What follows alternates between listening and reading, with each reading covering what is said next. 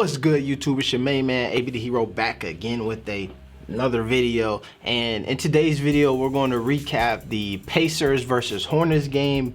We're going to talk about Coach James Borrego. We're going to talk about my dog LaMelo Ball, and let's just get into it. With my dude, AB the Hero. What's up? We getting it down in the Ball State, baby. Hey. AB, way to get out of the lane. Way to get out of the lane. What do you thought about that, Jay? I like that. Yeah, I told you, he's a hustler for it. Let's go. I'm out.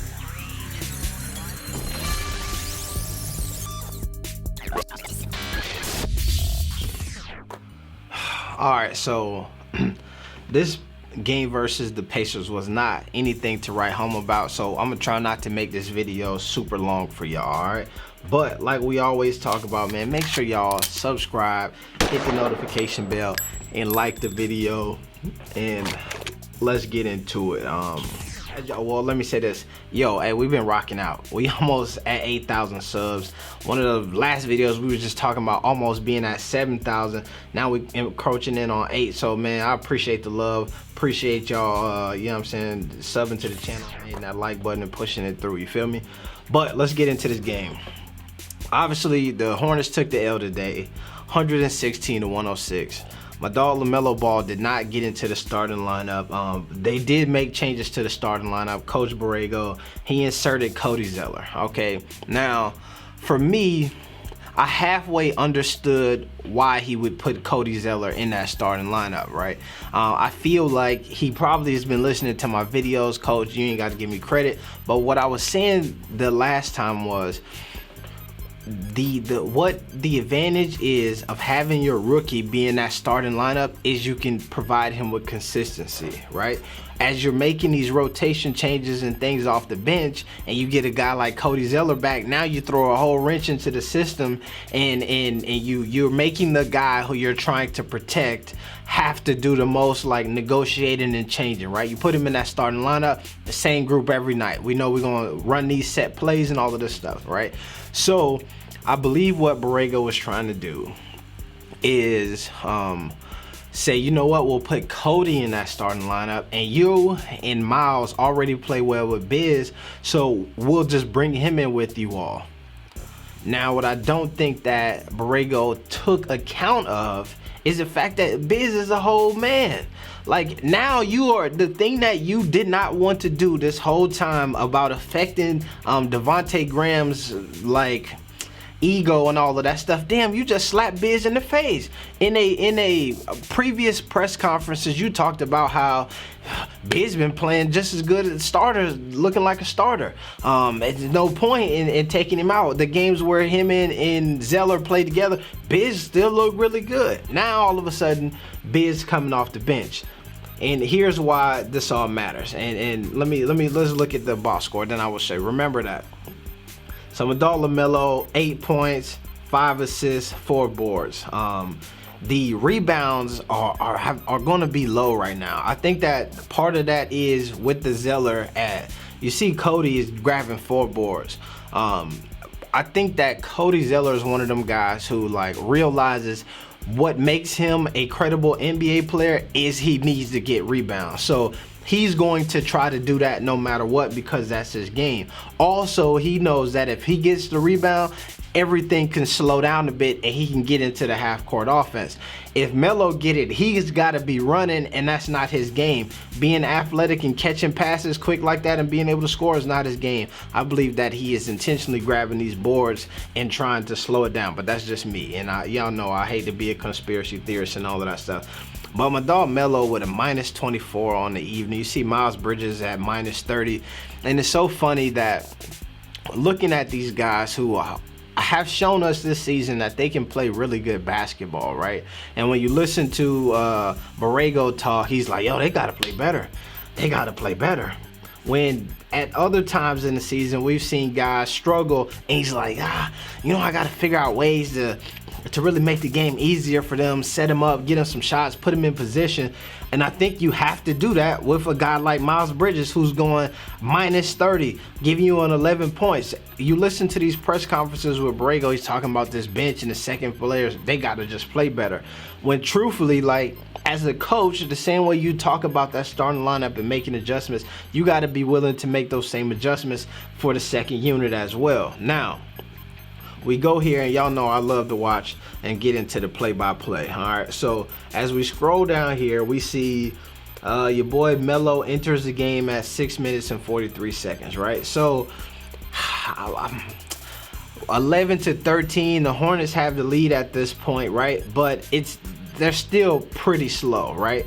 And typically what'll happen is they'll be around this 13-point mark. They'll bring LaMelo in, and they will end the quarter with the same kind of spurt that you see that Indiana has here. So Indiana ended up scoring 36 points in this quarter. The Hornets only ended up with 19. Now, when we go back to the Bismack Biyombo thing, right? We go here and we look at the play-by-play. We see Melo comes in, 13 here. You see the Brogdon, and Melo comes in, and look at this. The first shot attempt here from the Hornets, Malcolm Brogdon blocks Bismack Biyombo's 2-foot alley-oop layup. Bismack, who you just took from the starting lineup, put him on the bench, first shot attempt is blocked. You scroll down here, next shot from the Hornets, Miles Turner blocks Bismack Biyombo's driving layup. That's 2 block shots on his first 2 attempts. Hornets get the offensive rebound. Bismack Biyombo gets blocked by Miles Turner again. It's blow it up at that point. His confidence shot. I'm moved from the starting lineup to the second rotation because it's probably more convenient and for everybody, and my shit gets swatted the first 3 shot attempts. Downhill from there. Downhill from there.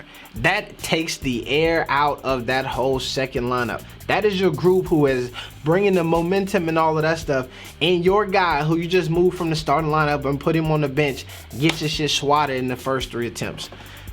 It's all bad from here. As you can see, they go on to score 4 more points after LaMelo's runner, and it's just all bad. And I feel like, for me, the reason why it bothers me, right, is because in the way that they played Melo. And I was concerned because if you really go through here, there's a point at he played 22 minutes. At about in the first half, I believe he played like 11 minutes. And going into the 3rd and 4th quarter, it really looked like Melo was probably done for the rest of the game, right? He ended up playing a bit in those things, and actually ended up having some moments where it looked like he was trying to bring him back. But if you look at this plus minus, at halftime, Melo was a minus 17. They bring him back in, and it shoots up. It's like a minus 27 at one point, and then he starts to turn it. And as soon as they start turning it, whistle, he sits for the rest of the game. It's all bogus. And here's what I'm saying to y'all. This is why it matters. And this is why Melo is one of those guys who actually is, folks think that he's got a like a rabid fan base and people who just like him because it's him and they come to his defense or whatever. But let me show you why that's important for a guy like Melo, because the NBA, I try not to be a conspiracy theorist, right? But it looks like they got it out for my dog. And let me show you this. And this is the same thing that I seen, and I should have looked it up, the pre-draft report stuff, because it looked like this for him then as well, right? Where when it's about him, you have to nitpick and talk about everything he's doing wrong to explain why you're not giving him the correct props, right? So when James Borrego The bench got to play better. The bench got to play better. Despite the fact that most of the time when Melo get in there, he ignites everything and they look better. It's like, but 5 turnovers, and you give me 5 turnovers in 6 minutes, I got to get you out of here. Even though we see times where, like, last night, my dog had 1 turnover. You had Devontae Graham with 3 turnovers. You had PJ with 3. As a bunch of turnovers is not really his vibe. Now, let me show you this. You go over here. This is NBA.com. Kia rookie ladder has moved James Wiseman to the top spot. Now, let me show you where the bullshit is at, right? And I might snip this and make it a shorter video. So if you see me do a rookie video, you already know. But let me show you this. They moved James Wiseman to the top, and this is the critical part that you can see where the shade is with my dog Melo. They explain why they moved Wiseman to the top. Okay. Wiseman nearly snagged the top rung on the ladder last time based on his contributions and the imagine this guy in 5 years projections that he was getting. All right.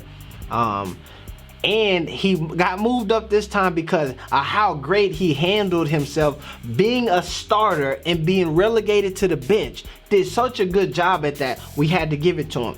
Even though you go up to his statistics, and when they did this ladder the last time, he was scoring 14 points a game, 5 rebounds, 1.3 assists. Moved him to the bench. They're doing this here, 11 points. That's less than 14. 5.9, that's not even a whole percent better, or it's not a whole rebound better, and a whole, damn near a whole assist less. Now you go to Melo. Has improved since the last time they did this. 9.3. He was at 9 points, 4 rebounds, 5 assists, 11 points, 6 rebounds, 5.9, almost 6 assists. And this is what gets me, and this is what frustrates me, and this is the gift and the curse of my dog LaMelo Ball, right? Is instead of being like, damn, LaMelo improved, but James Wiseman was just so much better, look at what they have to say here to make you feel like, damn, he must be number 2. A drop in shooting accuracy already low. Started off the top. Bam, negative shit for you. A tick up in turnovers and a 1.5 stretch, in a 1.5 stretch for his team were enough to unseat Ball at the same time. Coincidentally, his brother, now they throwing Lonzo into it.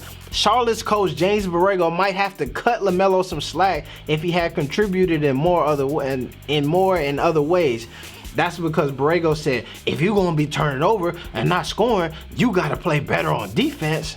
Then they quote Borrego, if you're turning the ball over 5 times in 16 minutes, that ain't gonna cut it for me, was Borrego's constructive criticism for the rookie. If you're doing that on the offensive end, you better be bringing something on the defensive end. LaMelo, the last sentence is the only positive thing in here about LaMelo. Still leads the class in 2020 and rebounds and assists though. That's bullshit.